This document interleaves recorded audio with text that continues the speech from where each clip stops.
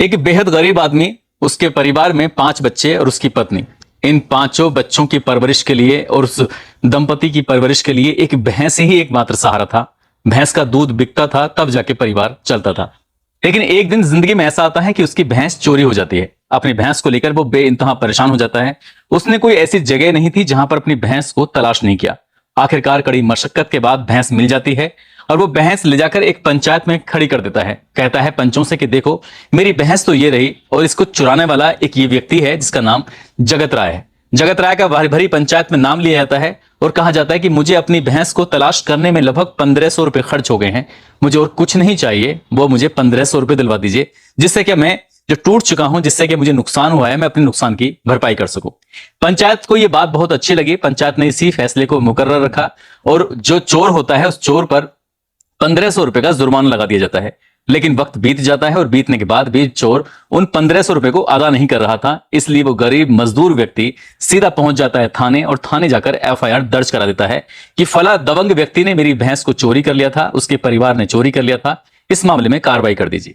बस ये एफआईआर दर्ज कराना था कि अब इस परिवार पे ऐसी आफत आ जाती है कि इस आफत की गूंज न केवल उस प्रदेश में बल्कि पूरे भारतवर्ष में गूंज जाती है।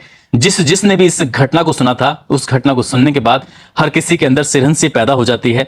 जो बिहार प्रदेश के बड़े बड़े नेता हों, चाहे वो नीतीश कुमार हों, चाहे वो लालू प्रसाद यादव हों या फिर रामविलास पासवान, मौके पर खुद जाते हैं और उस परिवार से मिलकर उसकी समस्या को सुनते हैं। लेकिन परिवार का फिर एक भी सदस्य बचता ही नहीं है।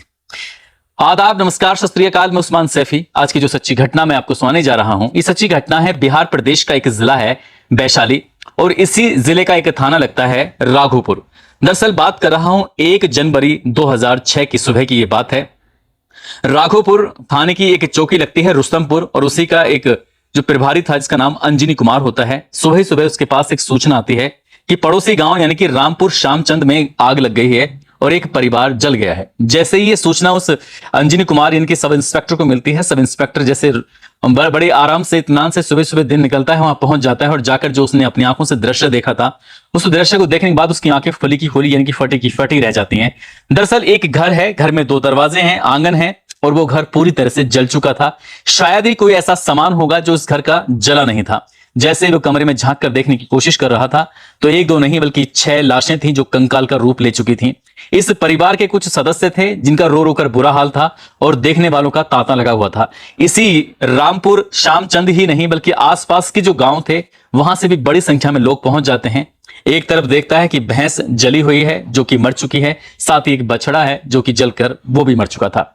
अब इस घर के मुखिया के बारे में पूछा जाता है जिसका मुखिया का नाम होता है विजेंद्र महतो। विजेंद्र महतो भी आग में जल चुका था जो कि बहुत बुरी तरह से झुलस जाता है।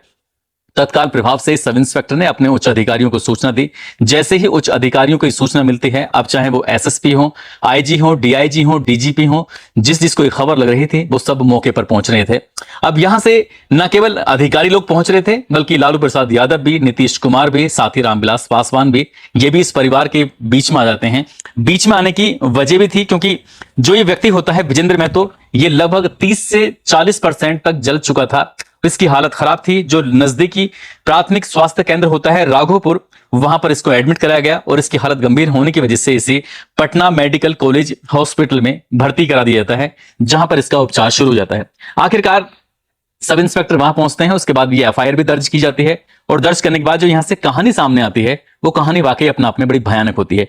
वो बताता है कि अक्टूबर 2005 का ये वाकया है। उसके घर में एक भैंस होती है, जिस भैंस की बदौलत उसके परिवार का भरण पोषण होता था, जिस भैंस की बदौलत 5 बच्चों का जीवन चल रहा था, जिस भैंस की बदौलत उस पत्नी का भी जीवन चल रहा था।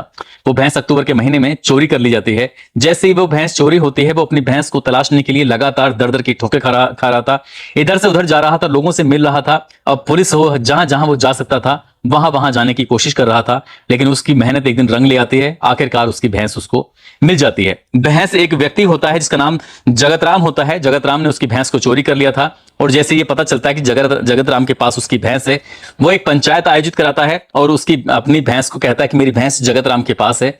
पंचायत फैसला सुनाती है और वो भैंस को पंचों के बीच में लाया जाता है और जैसे भैंस आती है वो कहता है कि मुझे मेरी भैंस को ढूंढने में लगभग 1500 रुपए खर्च हो चुके हैं, मुझे और कुछ नहीं चाहिए, बस मुझे वो 1500 रुपए दे दिए जाएं तो बेहतर होगा।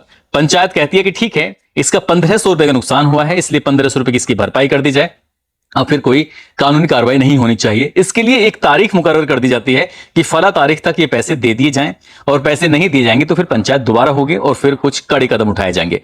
जैसा कहा गया था वैसा बिल्कुल नहीं हुआ। 1500 रुपए से मिलते नहीं है, वो परेशान होकर सीधा थाने जाता है और थाने जाकर ये जगत राम के विरुद्ध एफआईआर दर्ज करा देता है। उसके परिवार को के खिलाफ भी एफआईआर कराता है, और एफआईआर जैसे ही होती है, जगत राम दबंग प्रवृत्ति का व्यक्ति था और विजेंद्र महतो जो होता है वो गरीब आदमी था जिसका कोई सहारा नहीं था, सहारा था मजदूरी या फिर वो भैंस थी। अब लगातार इस पर दबाव बनाया जाने लगता है। 15 दिसंबर 2005 से लगातार 15 दिन तक इस पर दबाव बनाया जा रहा था कि जितनी जल्दी हो सके उस केस को वापस ले लो, नहीं तो तुम्हारे लिए यह खतरनाक साबित हो सकता है, तुम्हारे लिए बहुत बुरा साबित हो सकता है। जगत राम आए दिन उसको आता था, धमकी देता था, लेकिन विजेंद्र महतो ने कहा कि मुझे मेरा जो नुकसान हुआ है उसकी भरपाई कर दो, यदि तुम भरपाई नहीं करोगे तो मैं फिर ऐसे ही इस मामले को आगे बढ़ाऊंगा और केस लड़ूंगा और तुम्हें सजा दिलवा कर ही रहूंगा। वो विजेंद्र महतो मानने को तैयार नहीं था, और एक दिन ऐसा आता है कि 31 दिसंबर 2005 की रात लगभग 1 बजे के आसपास इसके बच्चे जो होते हैं, बीबी यानी कि बोबी देवी, उसकी बेटी होती है जिसकी उम्र 12 साल होती है, नीलम कुमारी, 10 साल की दूसरी बेटी होती है जिसका नाम पूनम कुमारी होता है, 8 साल का एक बेटा होता है सूरज कुमार, 6 साल का एक और बेटा होता है जिसका नाम अनिल कुमार होता है, और तीसरा बेटा राजेश कुमार जिसकी क्या 3 साल की उम्र होती है। 5 बच्चे थे जो अपनी मां के साथ कमरे में सोए हुए थे, और इसी बीच में ये लगभग रात के 1 बजे के आसपास 10 या 12 कुछ अज्ञात लोग घर के अंदर आते हैं। घर के अंदर आने के बाद ये इसी आहट से, पैरों की जो आहट होती है, विजेंद्र महतो को कुछ एहसास हो जाता है। वो चारपाई पे सो रहा था।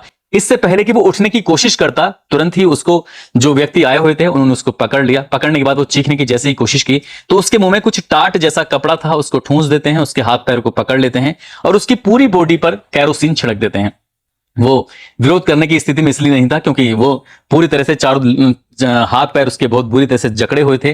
वो हिलने की स्थिति में नहीं था, चीखने की स्थिति में इसलिए नहीं था क्योंकि उसके मुंह में कुछ कपड़ा ठूंसा हुआ था। और उन लोगों ने घर के चारों तरफ जो था वो मिट्टी का तेल फैला दिया, और मिट्टी का तेल फैलाने के बाद इसी बीच में उसके शरीर में आग लगा देते हैं। अब जो उसकी पत्नी और 5 बच्चों के साथ सोई हुई थी, वो दरवाजे को बाहर से बंद कर दिया जाता है ताकि वो निकल ना पाए। कच्चा मकान होता है, मिट्टी का मकान ऊपर भी कच्चा होता है, और इसी बीच में उसके यानी कि विजेंद्र महतो के शरीर में आग लगा दी जाती है और साथ ही पूरे घर में आग लगा दी जाती है। वो तड़पता रहता है, बचने की अपील करता है, लेकिन बचने की अपील करता भी तो कैसे करता, उसको पूरी तरह से उसका जो शरीर था धूं धूं करके जलने लगता है और आग घर में फैल जाती है। बच्चे और बीवी सो रहे थे, उनको पता ही नहीं था कि बाहर उसके जो पति है वो बुरी तरह से झुलस रहा है, जल रहा है। इसी बीच में जो उसकी पत्नी होती है, आग की जो लपटें थी वो इतनी ज्यादा तेज थी कि किसी की हिम्मत नहीं थी वहां तक पहुंचने की।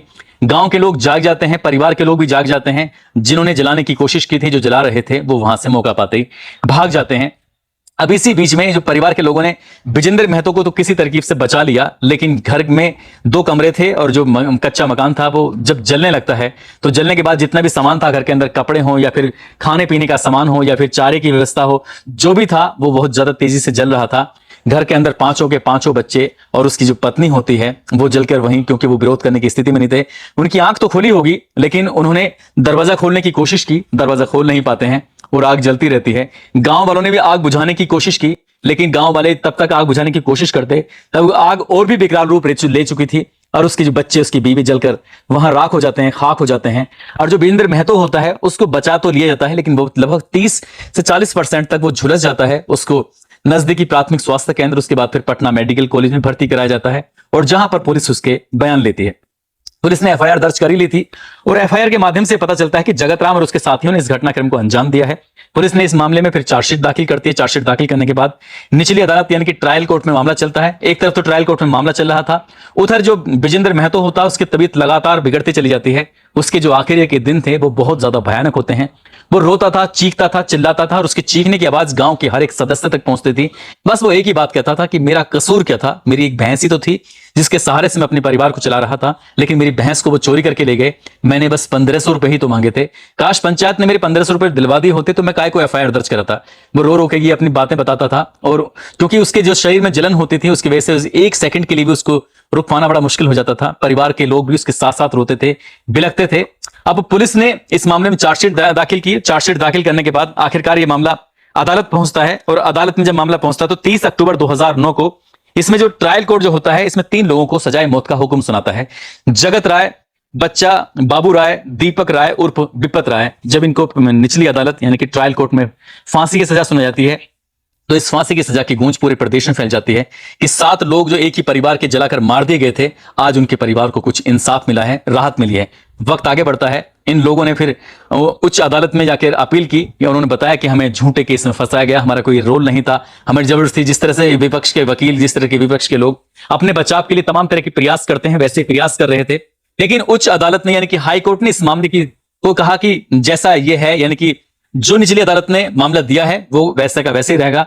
लेकिन उनको तसल्ली नहीं थी, इसलिए उन्होंने, जब हाई कोर्ट से राहत नहीं मिलती है तो सुप्रीम कोर्ट में जाकर अपील करते हैं और सुप्रीम कोर्ट से 19 सितंबर 2013 को इस मामले में फैसला आता है।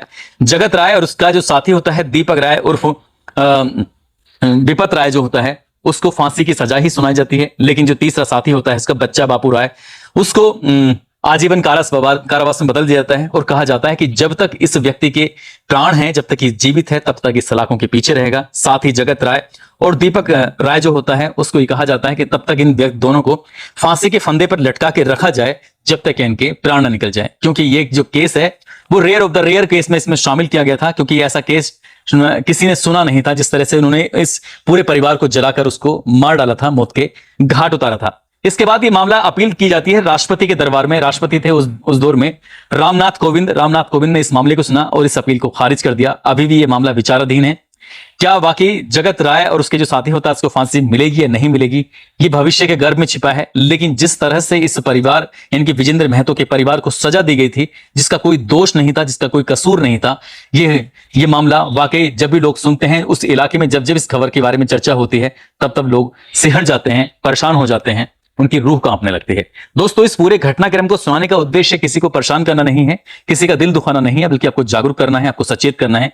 और जाते जाते आज आगरा के रहने वाले हैं शौर्य यादव, आज इनका जन्मदिन है। इनको जन्मदिन की ढेर सारी शुभकामनाएं, बहुत बहुत मुबारकबाद। साथ ही कुछ लोगों ने नाम लेने की अपील की है, जिसमें पलामू के रहने वाले हैं सहेंद्र रवि पांडु, आगरा के रहने वाले हैं शैलेंद्र यादव, कानपुर से ज्योति, बांका से शाहबाज मंसूरी, सीतामढ़ी से बेचूराम और कविता, अयोध्या से बलवंत आर्य, लक्ष्मीपुर से वसीम खान, समस्तपुर से डॉक्टर नूर आलम, सीटू चौधरी, जिशान खान, राजेंद्र मीणा अलवर से हैं, नेपाल से तुलाराम बोहरा, अंबेडकर नगर से अनु प्रजापति, मुनीश सिंगर, काशिफ सैयद, प्रेम गुज्जर जो कि कोटा के रहने वाले हैं। आप सब लोग अपना ख्याल रखें, सुरक्षित रहें। जय हिंद, जय भारत।